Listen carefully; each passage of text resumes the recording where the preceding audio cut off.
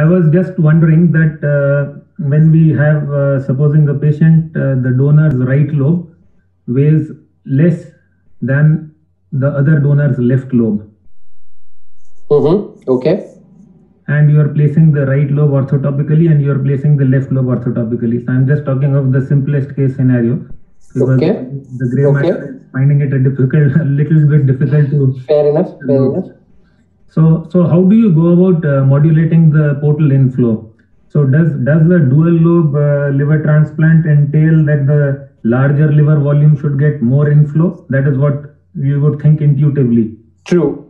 So we would not want to modulate the flow here. We would not want to modulate. If you're putting both the lobes, I would not want to do a portal inflow modulation. No, what I'm asking is that suppose the right lobe which you have put orthotopically, yes, weight wise is less than the left lobe which you put orthotopically. Yes. And we know that conventionally the portal inflow is directed is much higher towards the right side. More goes to the right than goes to the left. So in that situation, what would you do? So we check. So what we normally do is with the ultrasound Doppler, we check the flow, how much it is per 100 gram of liver, and if it is much higher, you can actually. What we normally do is technically when you're doing the anastomosis, you don't leave that much graft. When you do the anastomosis, you don't leave that much area. But I have never faced this. But what I think, what you are asking me is that if you think that the left lobe steal or the left portal vein or the left lobe will not be able to steal the flow, it is the right lobe which will get the preferential. You can narrow down your left portal vein anastomosis. That is one. Second, you can try and put the tie across the left portal vein, whereby the flow or the right portal vein for that matter, where the flow will be less to the right lobe and it will go mainly to the left lobe in terms of volume. Because in one of the post-operative studies that you showed, the left portal vein actually looked a little attenuated. So that was probably a CT scan you said was done six months later. Correct. So, yeah, that would probably mean that the left lobe is not regenerating that much. Yes. So what happens is, and as you also know, the whole idea of doing a partial lobe transplant is that once it crosses a certain period, the graft starts growing. And in one of the three cases, actually, what we had, where we had a right and left lateral, the left lateral lobe eventually atrophied. The left lateral segment eventually atrophied, and it is the right lobe now which is functional. So after a certain period of time, the patient requires that 0.8 GRWR in the initial period, which is couple of weeks. And once that is passed, usually the patient is able to manage because there is regeneration of either of the lobes, and that takes over the eventual functioning. The second question, Nimish, is that in south of India, we do have the privilege of having steady cadaver donations. I know that is something that is very rare to come by in North India. But what are your thoughts on a low GRWR and then performing a shunt if you feel that a low GRWR is likely to produce a small for size syndrome? All of this actually to me looks like more a topic for discussion than of practical importance. But we were collating our data about a couple of years ago, and we saw in our database that about 20% of patients were having a GRWR of less than 7. So it was between 0.6 and 0.7. And only in a handful of these patients we had done a shunt and left the shunt untouched at the end of the transplant. So what are your thoughts on that? So if you have someone with low GRWR, what about a shunt?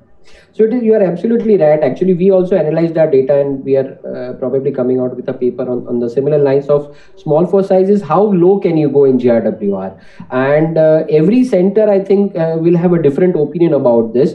But at our own center, when we analyzed our data, we also found the same figures what you are quoting. At 0.7 GRWR, the patients generally do well. And if the GRWR goes less than 0.7, these are the patients will have some problem. And even in our series, in whom we accidentally ended up in having on table, sometimes though the CT calculation may be more than 0.8 GRWR, you may end up in a GRWR which is less than 0.8, maybe somewhere around 0.7 to 0.75. These patients still continue to do well with the lobe graft. Patients, we have done inflow modulation. These cases, I personally feel that up to 0.7 we can actually go ahead with a single graft. But if you look at our other cases, all the three cases which we have all had GRWR of 0.686 on the CT scan. Hence, we were very skeptical whether we should go ahead with 0.6. And in one of the patients, the issue was rather than the GRWR who was stable, the HCC is generally stable, and we may go ahead with a 0.6 or a 0.65 GRWR because the stable patient with HCC generally tend to do good even with a smaller sized right lobe graft. So, but in that patient, both the donors which they came up with had a lower future liver remnant volume. The left lobe was smaller. If we had gone ahead with the right lobe in either of these two donors, we would not have gone ahead because in both cases the remnant volume was less than 30%. Hence, we went with a dual left lobe graft in that recipient. So answering your question, I hope coming back to that, yes, we would accept a 0.7 also as a GRWR, but anything less than 0.7 we would be skeptical because the results in some cases are affected. Right, because I think my take on this GRWR again is a little different one. So I don't think it is just the weight that matters. So probably there is much more to the weight of the recipient than what meets the eye. So you can have someone who's very lean and thin, in whom probably you need a higher GRWR than what one might be able to deliver by way of a good size graft also. And there might be someone who weighs a lot more and in whom even a smaller graft would suffice. So I think there is something in the patient phenotype which the physician should be able to get in touch with the surgeon and say and opine that probably you can get away with the lower GRWR. And I think there are a lot of physicians who have tuned in. And my last question before Sonal chips in. So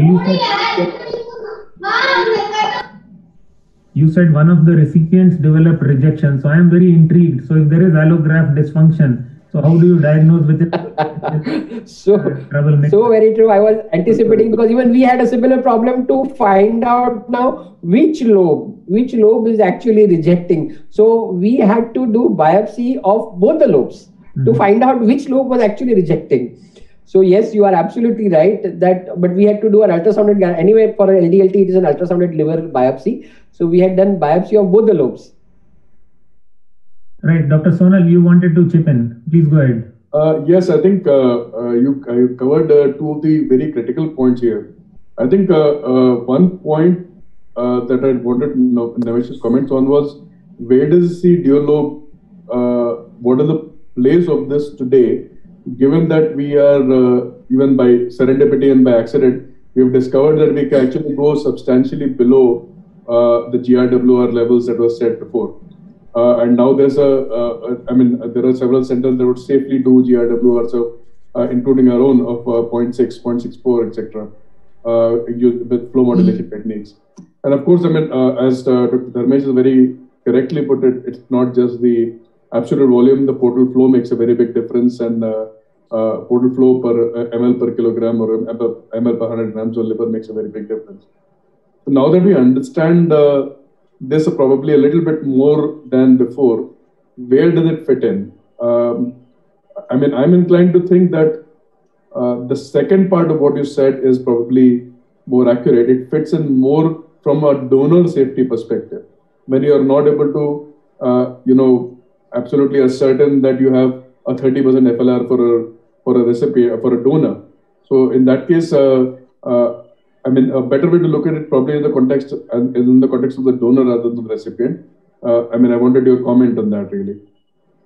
So very true, Sonal. What Dr. Dharmesh Kapoor sir was also trying to point out is we do not, in the recipient, we don't know how much is ascites. We don't try to remove the ascites. We don't look at the dry weight. The patient has got edema also. Some of our recipients do come with edema. So it is very difficult to say exactly only GRWR. And as you rightly pointed out, most of the centers now have realized that we can come down on the GRWR. We are happy with 0.7, and some centers, as you rightly said, 0.6, 0.65, they can go ahead with inflow modulation. And so the whole idea of putting this is, one, it is technically very challenging and difficult. You need to have good amount of expertise in living donor liver transplant before actually embarking on a dual lobe transplant. And third, which we have already, I think, discussed is this is very important in your armamentarium, as if your liver volume in the donor is going to be less, the future liver remnant volume is less than 30%. Obviously, you do not want to subject your donor to any of this. and doing a left lobe hepatectomy is comparatively simpler, and in terms of morbidity and mortality, it is much less if you do a right lobe hepatectomy. So from the donor point of view, yes, I completely agree with you. This is probably much more indicated from the donor angle rather than a plain GRWR. So plain GRWR of 0.8 is no longer a sacrosanct, and we can come down to 0.7, 0.65, especially those patients who are stable either with SCC. These patients will do well with a low GRWR. Dr. Nemish, there is a question in the Q&A box that if you are placing a left lobe, so you've taken 2 left lobe grafts, so how do you keep the one that you have placed in the right fossa? How do you keep it in place? Yeah, so what we had done is the falciform ligament, which was there, we had stitched it to the diaphragm. I didn't notice that if somebody had noticed it, but we had taken the stitches, Prolene stitches in the video, which we didn't show it in the video, but the Prolene stitches were there. If you had noticed, the Prolene stitches were there on the left lobe, which was converted into a neo-right lobe. So that is what we'll keep in position. The Asan Medical Center actually puts a silicone graft and tries to create a space there. And again, we have done only one such case. I'm not sure how many are done across the country. I don't think many centers would have done a dual left lobe. So we did not find any issues with converting and just hitching it up to the diaphragm. And as you can see, the scan which we showed 6 months down the line did not have any kinking of the vein. So the main issue here, why the left lobe has to remain in the position, is that your outflow should not be kinked. If there's an outflow kink, obviously there's an outflow obstruction, and that will lead to graft loss. So that is one of the major point where the position of the graft is important. So what we did is, as I said, we just stitched it and hitched it up to the diaphragm. Dr. Ravi, any comments from your side, or Dr. Somnath, would you want to comment on anything? Yeah, I have a question quick. So I was wondering, why would Asan do simultaneous reperfusion? Because is it because they do more fully clamping the Keva technique, or because your technique is possible, sequential is possible only if you don't fully clamp the Keva? If the simultaneous reperfusion will be probably a little faster, but then it will be, you'll have to clamp the full Keva. So what do you think? And the second question is, why is it that Asan prefers doing dual lobes much more than doing shunts, which is not the preference of other centers? Again, that question should be asked to Asan Center. But what I analyzed from what the data which they have said as, again, as you said, see, the 400 transplants they have done, which is about 11% of the living donor transplant, is dual lobe. 11% is a huge number if you look at the total number of volume living donor transplants they are doing. The second point is, as I agree with you, they probably clamp the full Keva and they prefer doing a simultaneous reperfusion. We can do a sequential. So what we did is, in the first one, we clamped the full Keva, and then did the reperfusion. We removed the clamp. The second, when we put the second lobe in, you don't actually need to do a full total cable clamping, and you can get away with a sequential. The whole idea of the reason we wanted to do sequential is, one, you wanted to analyze what has happened to the right lobe, what you have implanted. You do the Doppler, you take your time to do it, then you remove the left lobe graft, so thereby reducing the cold ischemia time of the second graft. So that was the whole idea of why we prefer doing a sequential. And then what now, from the data what I was looking at the Asan Medical Center, now what they are doing is dual lobe. They are preferring dual lobe more than the, probably it's not only for the low GRWR. Now they are using a lot of grafts which has got hepatic steatosis up to the tune of 70 to 80% of hepatic steatosis. So that was something which is surprising, and I'm not sure any of the centers in India would be brave enough to go ahead with use 2 grafts, both having 70% steatosis. So that is what I think Asan is doing at present, and they have shown good results with that. But I think I have my reservations, and I'm not sure if any other centers would be happy doing a 70% steatotic graft using 2 donors and putting it in the recipient and taking that step. So they have pushed the boundaries of a dual lobe. It is not only for the lower GRWR now. They are actually using these grafts which are probably steatosis, and a single graft would not have been sufficient enough. A 70% steatotic graft would not be sufficient enough because, as we all know, because of such high percentage of steatosis. That is why they are putting a second graft, which is an additional graft which will help the patient to get a better functional hepatocyte volume. not with the steatotic volume. So I think the reason now what they are doing is because of steatosis, and their indications I think has changed than what the indication when they actually started doing a dual lobe transplant. Dr. Somnath, yeah, please unmute yourself. Please unmute yourself. Can you hear me now? Yeah. So the anterior sector drainage, would you, if you do a conventional right lobe plus a left lateral, would you care too much about the segment 5, segment 8, anterior sector, just ligate it? Or if you would do it, then I mean, what would you think about? Because that's what we worry about now in living donors, the anterior sector a lot. And the second part of it is, as a routine, would you do a Roux-en-Y for the left side? Because the biliary complications have traditionally been high, even in the Asan paper. They have reported high stricture rate for that. So do you do, because the ones that, when I was in global, we had experience of 2, and the biliary complication was a problem in that. So yes, I agree with. Now coming to answering your first part of your question is doing the anterior sector drainage. Fortunately, in the graph which we had on the right side, segment 5 and 8 were draining into RHV as well, and hence if you had noticed in the video, we did not reconstruct the middle hepatic vein. But in case you end up getting a graph which does not have any bit of drainage of segment 5 and 8 into the right hepatic vein, then just by putting volume wise a right lobe and a left lobe or dual graft is not justified, because in these cases your anterior sector has to be taken care of, the outflow has to be maintained for the anterior sector. So yes, you will have to reconstruct the middle hepatic vein. Segment 5 and segment 8 needs to be reconstructed and outflow has to be provided. Otherwise, there is no point just by doing, for the heck of doing a dual lobe. You should not be going ahead and doing a dual lobe transplant in these cases. Coming to your second point of which you had raised is about biliary complication. The whole idea of doing in a dual lobe, you use the right duct. I mean, especially what we did in the dual left lobe is the right duct. When the anastomosis is posterior, we prefer to doing duct to duct anastomosis there. Again, everybody would prefer doing a duct to duct, but easily accessible post-operatively in case you want to stent them and do. Now, in these cases, when these two lobes are far apart, when you're doing a dual lobe, it is difficult to get the biliary stumps so far and wide where you are able to do both the anastomosis to duct. So one of these anastomosis will have to be, unfortunately, with the Roux loop. Now, we try and see if possible one lobe you do duct to duct and the other lobe you do left with a Roux loop. So in the dual left lobe, we thought doing a duct to duct was a faster and a simpler process, because we wanted to complete the biliary anastomosis before actually going ahead with reperfusion of the before doing a portal vein anastomosis. So that saves time as well, and hence in the second we had used the Roux loop. So Dr. Nemish, I think, and this is somebody who's put in a question, maybe it's from the MCure group only. This take on taking steatotic livers and trying to put the two grafts rather than one. I think the patient population that we are talking of is very different.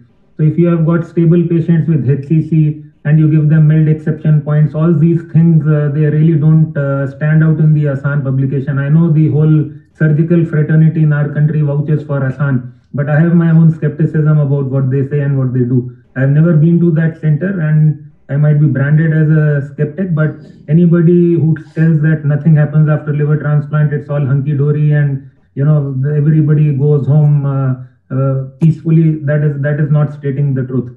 So if you are putting steatotic grafts 60-70%, then probably you are looking at patients who've got tumors. And I also saw, and this is something that I wanted to mention, and all for those who logged into this webinar, look at the time of surgery. So as a physician, what I would always request my surgical colleagues is to come out as quickly as possible. So if you are operating on a patient who's a high acuity patient, you should always try to reduce the anesthetic time. This never ever figures into our scheme of things when we are talking of outcomes post-transplant. So we talk about what is the volume, what is the anterior sector drainage, how complex was the anatomy, what all reconstructions did you have to do. So I can tell you that if you carefully monitor and manage your patients, for at least me, the most important thing has been a very quick surgery. So high acuity patients who got renal dysfunction going into transplant, they have AKI, you clamp the full cava, you do simultaneous reperfusion, I would not want to work with that surgeon. It's a very sweeping statement to make, but I would not want to do that, because at the end of the day, you're looking at the outcome. So you've subjected two normal people to come under the knife, and after that, if your patient goes on a filter and you have issues with allograft dysfunction, hell breaks loose. It's very easy to do all of these things when you're working in a teaching hospital, but when you are in the private sector, I think there's a lot more answering to do. Nevertheless, one cannot take away from this technical marvel, and it's obviously a huge surgical achievement, I would say. But I think one has to be very careful. Like I said right at the outset, for me, the most challenging thing in transplant has been the donor management. It's never the recipient management. Recipient is very sick. Many of the times you're transplanting people who are doomed to die, and you want to do the best for them. But anything happening to the donor is something that you cannot forgive yourself for.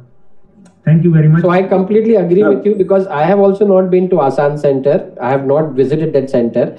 And I agree with you, because even I am not convinced of the hepatotic or the steatotic graft which is being used. And that is, but this was in answer to what Dr. Ravi had asked me that question, that why Asan is preferring dual lobe. So I personally also have reservations of using 70% steatotic graft. Well, dual lobe is out of question. 70% steatotic graft of a single donor also, as we have rightly pointed out, if the recipient outcome is not going to be good, all hell breaks loose, especially in India. It is not so easy. Hunky-dory, it is not so. Liver transplant is not a hunky-dory thing. The one disclaimer is that though we have been doing this transplant, technically we are performing. This does not mean that I ask my younger colleagues to just straight on jump to this. But at the same time, they need to be aware that such a thing is available in the armamentarium. And we are also a private institute, Dr. Dharmesh sir. So we are not only a government institute or a teaching institute, but yes, we have done in private. But if you have expertise, I think you can go ahead. But as said, there are a lot of things which we have already discussed, and the indications now have changed for dual lobe. So it is mainly for donor specific, you would want to go ahead, and steatosis, which Asan is using it, but I'm not sure we would want to go on that path. And just on a more lighter note, when you read these papers on living donor transplant, so especially on donor evaluation, so this is one figure that is just stuck in my gray matter. So number of donors evaluated, 2.6. So this is a figure which hasn't changed since 2002, ever since one started to do transplants. And 2.6 means that you are probably evaluating 6 donors to get 2 grafts. I don't know where these donors are coming from, or that figure is wrong. I hand over the microphone now. Dharmesh, I think Dr. Vikram Raut has joined or not, because he's also supposed to be one of the panelists. You have to give him a chance to ask anything or make a comment. Dr. Vikram, please unmute yourself. Yeah, I'm there. I think I agree. Whatever the discussion has happened, the need of a dual lobe transplant we have to see in the context of availability of a cadaver donation. And now also, I think the dual lobe transplant were started maybe 10 years back, where everybody was thinking GRW or GRWR, but we have learned a lot about the GRWR in last 10 years. So that's why that's the reason why the most of publications are coming, as Dr. Nemish rightly pointed. The most of publications are coming only from Assam, and it is not accepted in the rest of. It is not accepted in Japan. It is not accepted in Taiwan, and it is acceptability is very low in India too. So I think that's the way I think we have to look at it. Thanks so much for your comments. I now hand over the microphone to Dr. S.K. Mathur for any closing comments. Yeah. So I happen to be part of one of the dual lobe transplant with Mohammed Reza and global. Now it's a fascinating surgery, technically demanding, and should be done by a very experienced person only when it is absolutely indicated. What Dharmesh was trying to tell everybody, that one have to be very, very careful. Okay, though he went on to the other extreme of speed of the surgeon. Dharmesh, let me assure you that the speed of the surgeon is not equivalent to the post-operative recovery in any surgery. Okay, very fast surgeon can give you a mess in the post-op period. Okay, and a very slow surgeon can give you an excellent patient in the post-op period. Yeah. So the speed is not the thing. Yes, but it's a technically demanding, should be done by very senior persons, and only the indications should be very hard-fought indications. not loosely created indication for doing a technically successful surgery. Right. So, are there any questions or anything? Then otherwise, I think we have taken the question in the Q&A box. So I was thinking that this talk is going to take just 15 minutes, so that's why the thought schedule Ravi's talk after this. So we now quickly go on to the next talk, and that is liver transplantation in COVID-B times. So we all know this virus, it's swept our planet, and that too with a vengeance, not showing any signs of letting off. And of course, when this virus first struck our shores, and this was sometime in the middle of March, we were all very skeptical whether we should continue transplant activity or not. But over a period of time, one realized that it was probably safe to proceed with surgery in a select cohort of patients after very careful monitoring of both the donor and recipients. And there are centers who have been doing transplants, I would not say with the same frequency as they were doing prior to March, but transplant activity seems to have picked up in the last few months.